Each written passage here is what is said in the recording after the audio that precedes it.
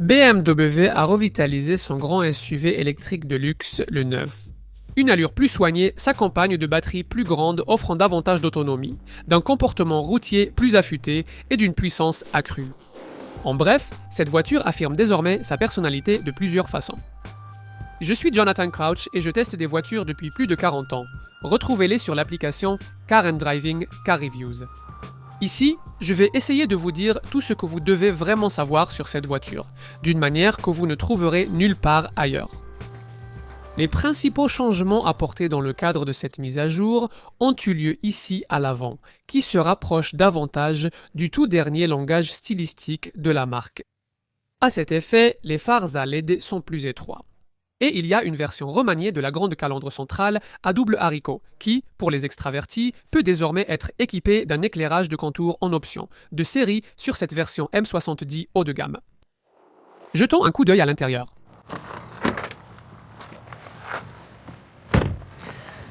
Lorsque nous sommes montés pour la première fois dans la version originale de cette voiture, en 2021, tout semblait et paraissait très futuriste ici, derrière le volant.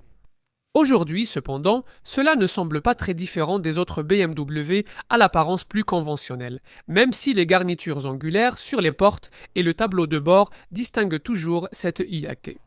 Et cela reste un habitacle spacieux, avec une sensation toujours assez futuriste, caractérisée par un plancher plat et une large utilisation de matériaux recyclés. Comme auparavant, il n'y a pas de console centrale, les commandes principales étant plutôt intégrées à l'avant de l'accoudoir central surélevé.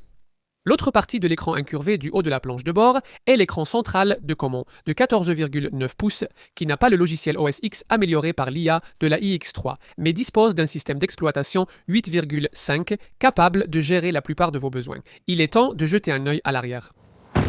Si vous choisissez une Ameya plutôt qu'une Amici 3, nous supposerons que c'est à cause de ce qui est proposé ici à l'arrière, grâce aux 183 mm supplémentaires de longueur de ce modèle plus grand par rapport à sa sœur de gamme en concession.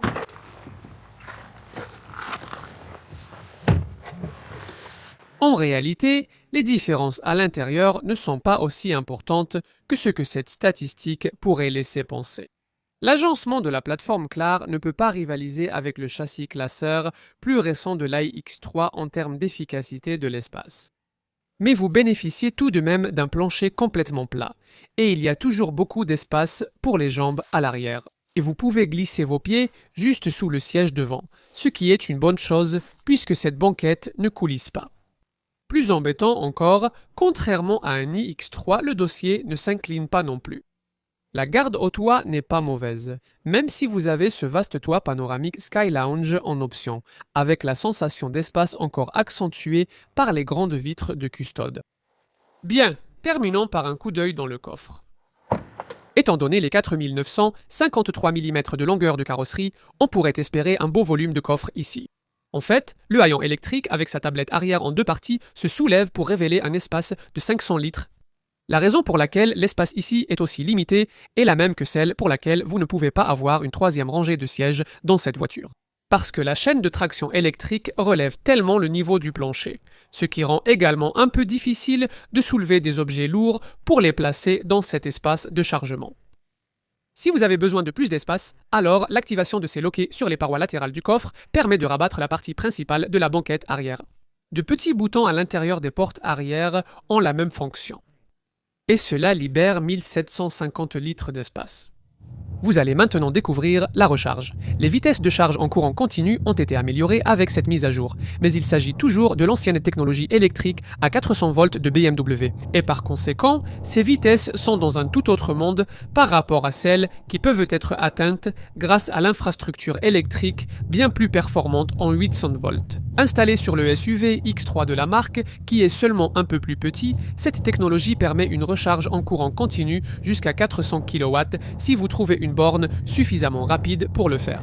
Au Royaume-Uni, les bornes de recharge ultra rapide sont actuellement plus rares que les dents de poule. Vous pourriez tout de même apprécier les vitesses de recharge en courant continu bien plus modestes que peut offrir cette iX améliorée. Cela est facilité par la façon dont la marque a optimisé le préconditionnement de la batterie, permettant ainsi d'atteindre plus rapidement les vitesses de charge maximales. La version de base, X-Drive, 45 se recharge en courant continu jusqu'à 175 kW contre 150 kW pour l'ancien xDrive 40, tandis que le xDrive 60 atteint jusqu'à 195 kW en courant continu. Ce modèle M70 se recharge en courant continu jusqu'à 195 kW. Toutes les variantes 9 se rechargent de 10 à 80% en environ 35 minutes en courant continu. Et qu'en est-il de la recharge à domicile? Bien sûr, vous pouvez gérer cela via l'application BMW habituelle ou une section de recharge complète sur l'écran central. La version de base iX, xDrive 45, peut être entièrement rechargée en courant alternatif à l'aide d'une wallbox monophasée de 7,4 kW en 12 heures et 45 minutes. Un temps que vous pouvez réduire à 9 heures et 45 minutes si vous pouvez utiliser une alimentation triphasée de 11 kW. La batterie plus grande, xDrive 60, peut être entièrement rechargée en courant alternatif à l'aide d'une wallbox monophasée de 7,4 kW en environ 16 heures, un temps que vous pouvez réduire à environ 11 heures si vous pouvez utiliser une alimentation triphasée de 11 kW. Si jamais vous disposez de cette alimentation triphasée de 11 kW, il vaudrait probablement la peine de payer BMW le supplément immédiatement. Pour sa fonction de recharge professionnelle en courant alternatif incluse dans le pack technologique en option qui vous permet de recharger en courant alternatif jusqu'à 22 kW.